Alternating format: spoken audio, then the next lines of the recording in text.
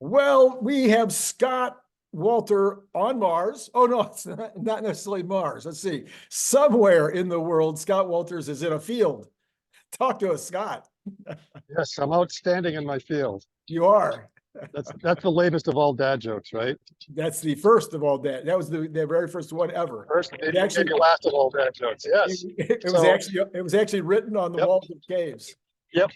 So, yeah, I'm out here, and let's see if I can figure out how to get this thing to actually decide to flip-flop itself here, because I put it into selfie mode. And well, maybe that's how we have to do it for the Zoom call.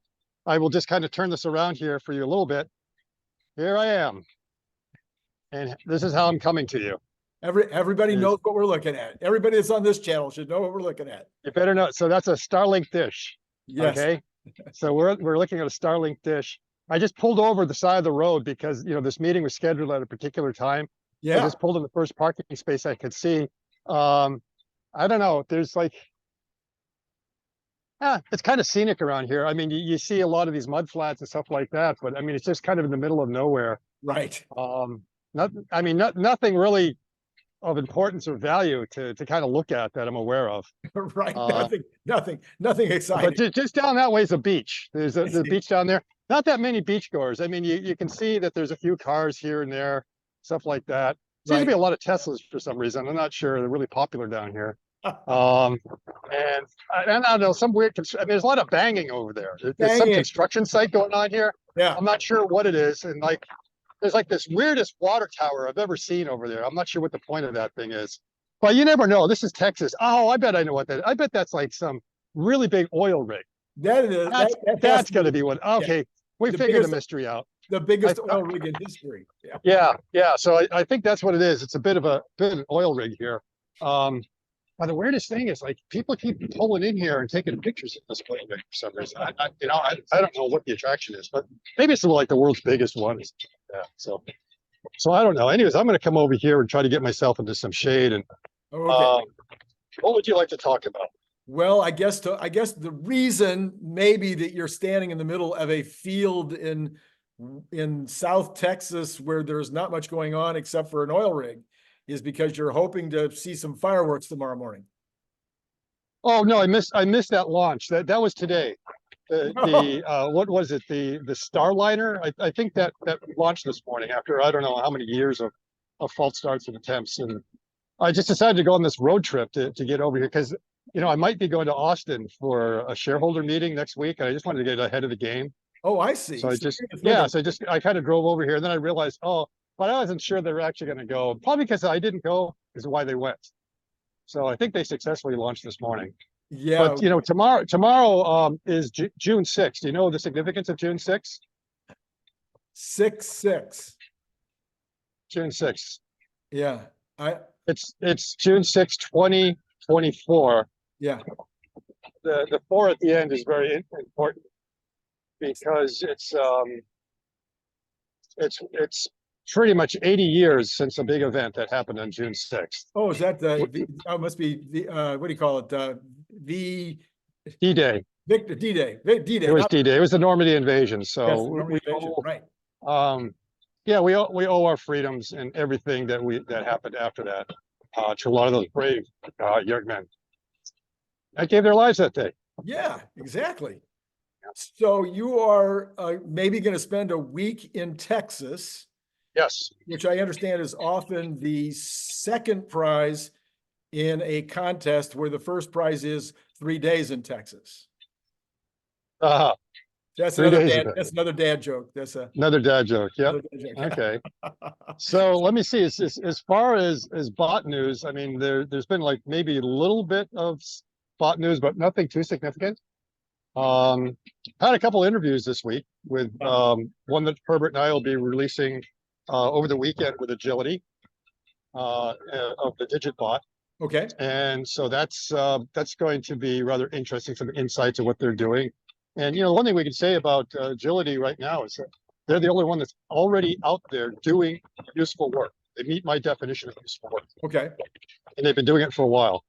Okay. And in the automotive in an automotive no in like logistics kind of things, but technically that humanoid bot is filling a niche, and actually, quite a niche that if you bought any, I think is it Spanx apparel like over the Christmas holidays, Okay.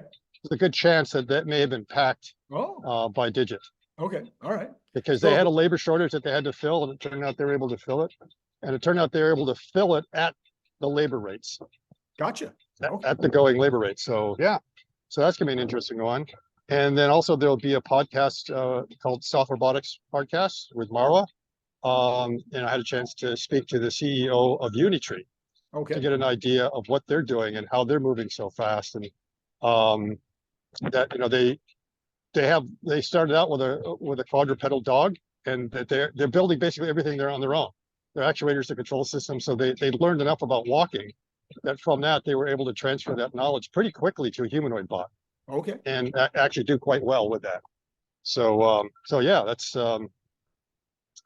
Yeah. some of the things that we learned that we'll probably get a bit more. I'm just going to partially close my trunk right now. Can't close it all the way, but it's suddenly getting breezy here. And in Okay. Texas, when it gets breezy, That could that be, usually means the dust starts kicking up. okay. And I don't want the car to get all full of dust, and I don't want that thing to go down all the way. Okay. So we just need to stop it right about there. All right.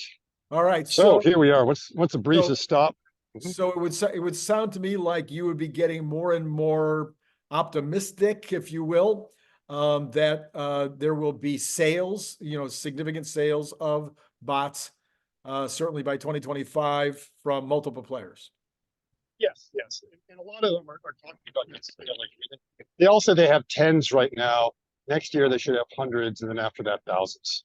Okay. That seems to be the consensus coming from other bot companies. And the other consensus is that Unity was able to prove that you can build a humanoid bot that's able to walk fairly fast. Right. Right. And okay, so it's able to walk fairly fast. Then why can't the others? He wasn't sure why. He's like, they should be able to, but it might just be that they have a bit more knowledge on how to do the control systems and everything else. But his overall feeling and it's not like they're using a high energy expenditure. Right. I asked him, it's like, what's the peak power consumption? And it's around 500 watts, exactly what Optimus said. So it's like, well, Right. if it's 500 watts and you're able to walk that quickly, that means it's possible to do that. Cool. So one of the videos that came out this week was, I forget which company it was making a big deal about sequential sequential tasks, doing one task after the other in a sequence. Mhm. Did you find that to be particularly, groundbreaking or Oh no, that's kind of what we expect. I think it was 1X that was showing something with their EveBot, cleaning up everything and kind of knowing what it has to do, one after another. And that's just kind of setting up what your task is, or understanding a procedure. Mhm. So that could be some kind of high level planning, very much like when you plan a route. There's something that's going through and figuring out what are all the landmarks you have to pass to get to where your final destination is. Sure. And it's going to be a similar kind of thing, that you have some destination. In order to get there, there's a lot of things you have to do. And that gets then figured out at a higher semantic level. And then you just execute those tasks sequentially to finish what's going on. So it's more or less just taking something that's a very difficult problem and breaking it down into its smaller steps, which is what we do all the time. Sure. Any sort of project management is like that. I want to build a building right now. Okay, what do you have to do to build the building? Well, we got to, dig a hole. We got to, pour a foundation. What's involved in building the foundation? You break all those things down into different steps and you plan around it. So if it's something like cleaning up the room, then maybe it kind of goes through. Okay, find out what's disorganized about the room, and then look at that and then make some sort of decisions. What's the ideal order to pick everything up? Is one order preferred over another? Sure. And then once you have that, then just going ahead and executing all those subtasks. Scott, there's been a big kerfluffle yesterday about Tesla, with the NVIDIA chips being. Oh yeah, that's crazy. And Yeah. then Ross Gerber had to Yeah. talk like he knows what he's talking about. It's like, okay, he was like, oh, I can't believe that you decided. Okay, look, I owned two big grocery chains, right? Yeah, And one of them is like kind of under construction, and I make a huge order for some perishable goods. right. Yeah, Okay. And I want to get that order first, but then suddenly I find out, holy crap, the contractors are behind getting right. the refrigeration isn't ready. I'm going to buy that stuff. It's going to sit there. It's going to spoil. Yeah, So I'll send it to my other company over here because their refrigerators are up and running and they have room to be able to take it. And so the other thing is that um, that if you buy a bunch of stuff and not use it, that kills the return on investment. That's yeah, on your books. yeah, That is smart bookkeeping. So long as they arrive when it's ready, and we know with all kinds of projects, things get behind. sure. So a lot of times you're worried about the chips aren't going to show up in time, right? So it's like, get that out there because that's how supply chains work. You look at the thing that you know might have the longest lead time that you're worried about, that you don't get the order and someone else is going to snag it. You gut it. And then, holy crap, we're not ready to receive it. What are we going to do? Oh, you're just going to shove it over in a warehouse somewhere? Well, sorry, Mr. Ross Gerber, who knows something about finances. That's on your books now. You just bought that and it's sitting there as a CapEx expense that you're not getting anything off of that, right? Right. That makes margins and everything look horrible. So why not So- redirect it and say, oh, we can work out a deal. We're just taking the order that was going to come a month later to XAI. So the way I see that being spun is ridiculous. And it's like you get these people who are playing amateur sleuths because they see an email here or there from other people who don't know the big picture, who jump to conclusions, who then decide to leak it out to someone at CNBS to get, and then from there, they go and they start connecting all these threads and claiming, look what's happening here. But Yeah. no. And I'm sure there was discussions like within the board, within accounting. It's like, oh, okay, are we ready? Yeah. Is this the wisest course of action for our fiduciary duty Sure, to make sure the company stays financially healthy? Right. That's the way I look at it. It's not a big deal for me. And so let me ask you about the other side of that same coin, though, which would be let's assume that they both needed them immediately and could use them immediately. My question would be, yes, for the cars, I understand there's a massive amount of training that needs to be done. And assuming that Elon hadn't already announced that he was not computer constrained anymore, you might really be itching for those computers to come in so you could hook them up, so you could get them going, so you could get your FSD, 100%. But unless I'm missing something entirely, and maybe I'm crazy, on the robot side, yes, you've still got tons and tons of learning that can be done, but it isn't as necessary as it is on the car side. Right. So you'd like to get that, and the question is that, how much training do you need to do with the robot right now, and how much of it is still kind of perfecting the mechanics? Right. So I think they have more than enough compute already to do what they need to do with the robot. And Yeah. again, this is like talking to some of the other CEOs. They're all like, the AI is not there yet, and we're working really hard with our mechanics to make sure that when the AI is ready, the mechanics is solid. Yeah. So while there's some progress there, at the same time they feel like it may have stalled a little bit, or it's going to take a little bit more time. At the same time, with Tesla, it's like Tesla's taking a lot of stuff on, and how much of it should they go to sub-suppliers for, and how much not. So from the large language model, it's going to be really nice to have something like that in the car. And I'm pretty sure all the other automotive companies are thinking the same thing. They would like to have some sort of chatbot Right. integrated into the vehicle rather than the really slow speech synthesis that there is now. And is that something that they should take on, or is that something they should outsource to someone else? And so Tesla has the option that they could work with OpenAI, or they could work with someone else like XAI to do it. Right. The thing with working with XAI is that they deliver what you want, not what OpenAI decides the whole market is. Right. And remember, that was kind of the problem with Mobileye, is that Mobileye was trying to serve way too many masters at once. Sure. Which meant that you're not getting exactly what you need. And if you want to get what you need, it's best to work with a partner that is going to be very close. So there is need for the training compute for the large language model that would be coming out of XAI. And so in some ways that makes sense also. Right. Is that if that's part of your overall strategy, remember the robotaxi is going to need a good large language model built into it. Right. The, As- the, as the, will- right, the passenger is going to need to be able to communicate with the car in some way. So as you will need to have Optimus too. I mean, really, I think and Optimus. But remember, kind of like you say, robotaxi in some ways maybe is more important from a deadline than Optimus. yeah, If you get that 8/8 deadline right now, that date, Right. they would like to follow through on. and then the other thing I was thinking, and maybe I'm completely wrong on this, when you said that the other guys are saying, well, we're kind of running into maybe some maximums when it comes to the AI side of the robots. I'm wondering whether there's maybe a pretty good chance that Tesla would not be running into those same maximums given their lead in terms of the video in, action out. Yep. Yep. Yeah.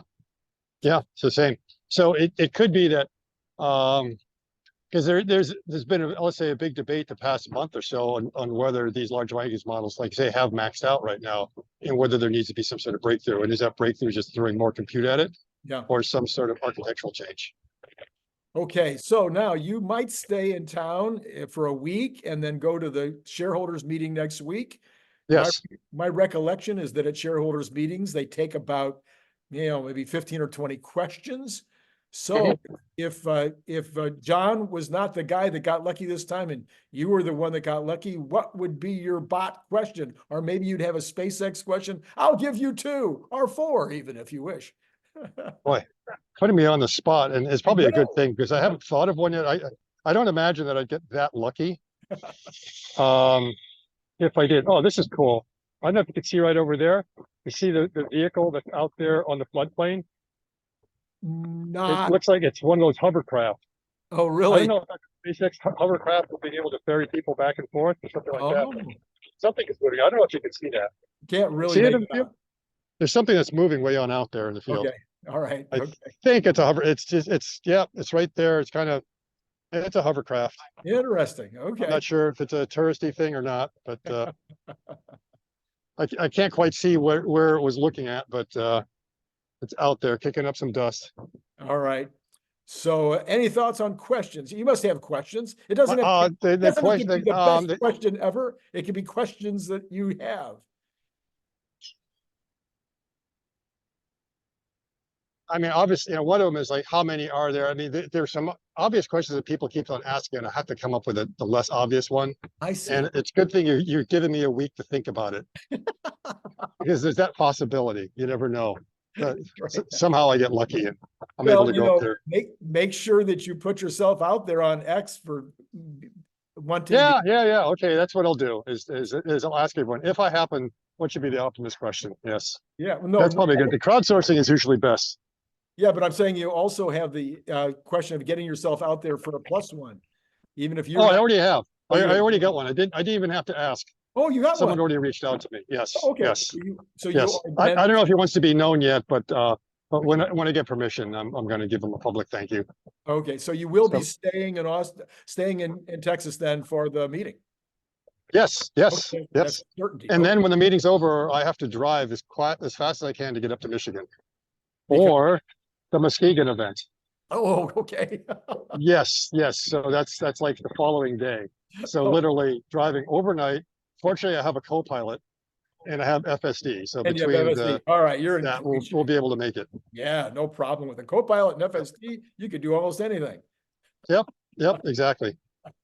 All right. So what about FSD? Okay, you apparently drove Oh from. yeah. I mean, it made the drive so much easier. There were absolutely no critical disengagements. None. None. It did everything it was supposed to.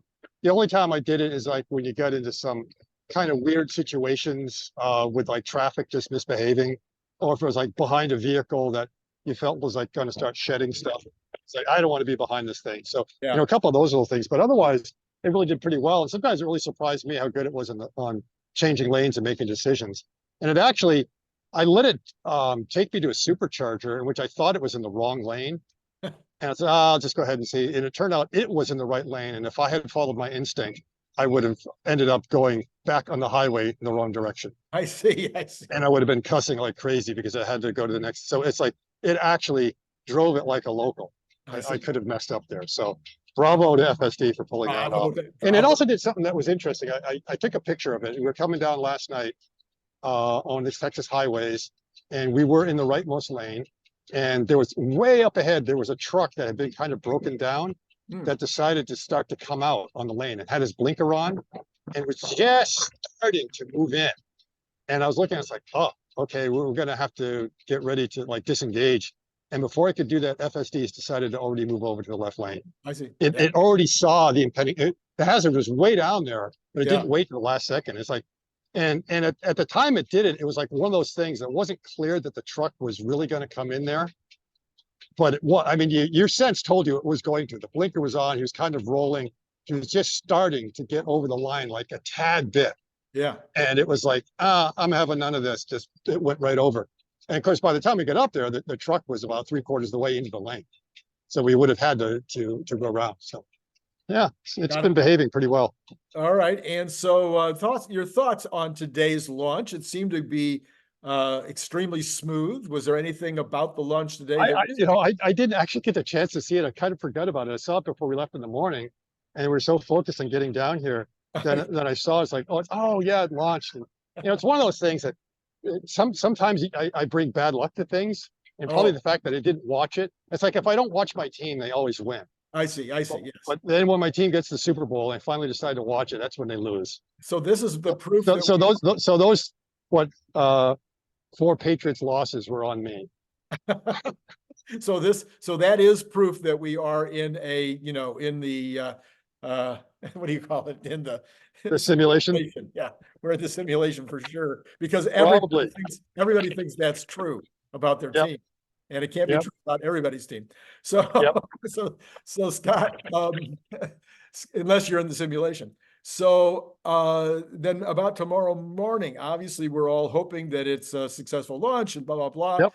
But it's remind us again, are they going to try to do a faux landing in the ocean? Yes. So they hope to break it down on both of them. So this is kind of a surprise. So they'll do the normal lift off. It looks like when they take off, they're not going to push away from the tower, because normally they pushed away in the first 3 launches almost immediately from the tower. But this time they're going to go straight up before kind of turn, because in order to do that, they have to do a little bit of differential thrust and everything else. So they're going to go straight up, and then they're going to go out, do the hot staging, and then do the boost back. And then after the boost back, jettison the hot staging ring, and then try to do a soft landing in the Gulf of Mexico. They want to bring it down there.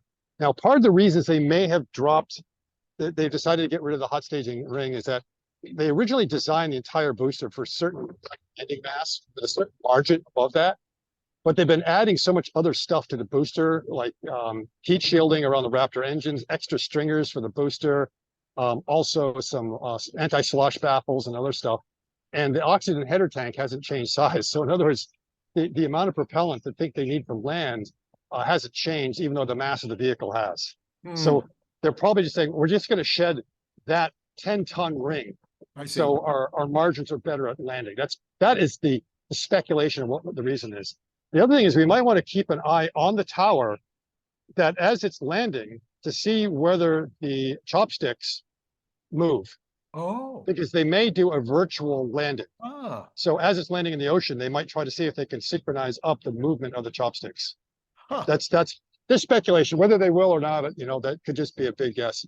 Now, as far as Starship, they're going to not quite go into orbit. They're not going to do any tests in orbit. They don't care about the startup of the engines. They don't care about the fuel transfer, opening the pod bay doors, or anything like that. I see. They want to get as far through reentry as possible. They've added some stuff to make sure the attitude control system, is up to snuff, and they don't start losing attitude control like they did last time. And they hope that they make it all the way through the hottest part. And for a bonus, they will try to do a soft touchdown. And so that's kind of new. The previous ones, they didn't expect to make it through. So they're like, but it looks like they've really concentrated on making sure that those tiles stay on. And I looked through the binoculars and everything, and they seem like they're all there. Okay. I'm not sure if they've fallen off yet. Now, another thing that I might show you here, just briefly, is I went and I collected a couple of rocks right here. Couple of Okay. months. And you might see there's a couple of piles over there.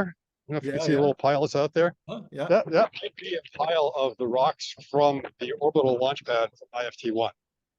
Oh, I see. Yeah, Okay. exactly. So these are potential souvenirs. I see. Okay, great. So So that's if one of the things I'm looking forward to. But yeah. just again, for those of us who are not paying as close attention, so the Starship tomorrow, will it make a full circumference of the Earth and come back to the Gulf of No, Mexico? no, no. It's going to land somewhere in the Indian Ocean, just off the coast of Australia. Oh, thought you said in the Gulf. You meant that other No, Gulf. no. The booster goes in the Gulf. The Starship booster goes goes in the Gulf. Indian Okay, Ocean. Yeah. okay. Booster in the So Gulf. I think it's going to be maybe 30, 40 miles out, something like that. I'm not sure the distance, but it may not be close enough for anyone to see it here. I mean, you'll probably still to see it coming down, but Right. I'm not sure if we'll see the final landing burn. Okay. From shore. Yeah. Right, from shore. All right. It'll depend. Right now it's kind of hazy. Hopefully it's a little bit clearer tomorrow morning, but we don't know. Okay. All right. And then the other part will just splash into the Indian Ocean and disappear into. Yep, and disappear under. Yep, there's no attempt at recovery or anything like that. So I had another question this morning. Will robots make building the actual Raptors less expensive? Oh, I mean, I suppose, any construction work on it, the robots will help. Okay. I didn't know how much human labor might be going into those Raptors. Yeah. Yeah, there's a lot of 3D printing going on for sure. I think at one point when they lock down the design, then they might start thinking of automating more. Okay. And then there's always a question of what can be done with standard robots versus humanoid bots. Mhm. So humanoid bots are not going to be that fast, and their accuracy may be so-so, whereas the industrial bots might be a little bit faster and give you better precision, better process control because they're optimized for that. Right. Doesn't Right. mean the human bots won't eventually, but for now, it's like you're best using the systems that work. Right. Right. All right. Well, anything else that you got this morning in terms of bots, in terms of space, in terms of No. FSD, in terms of anything is on your mind, anything you're passionate about? Passionate. Well, let's see. Passionate about this launch. Okay. Can't wait for it. Yeah. Okay. Can't wait for it. Anybody else going to be meeting you there and watching it with you? Oh yeah. So probably meeting up with a bunch of other people. I'm not sure if Ellie was just down the street. We saw someone that was familiar, but we haven't had a chance to run down and say hi yet. Was waiting for this live stream. Got it. All right, Scott. Well, I'll let you go. All right. And thank you so much, as always, for joining us. And, Yep. And we'll see you next week and get a report. Probably see me next week. The day before shareholder. Yeah, and you'll have questions. Yeah. Okay. I'll probably see everyone next week. I mean, at some point. I mean, Jeff Lutz will be there. Alexandra will be there. I mean, it's like the whole gang is going to be there. And what's kind of funny is Alexandra got a +1 last week from someone. And then yesterday she got an official invite. Oh, so now she's trying to figure out, well, what do I do with this? She has extras. Yeah. All right. Thanks again. Yep. And we'll see you. And to all of you out there, been great talking to you. Okay. Yep. Bye, Randy.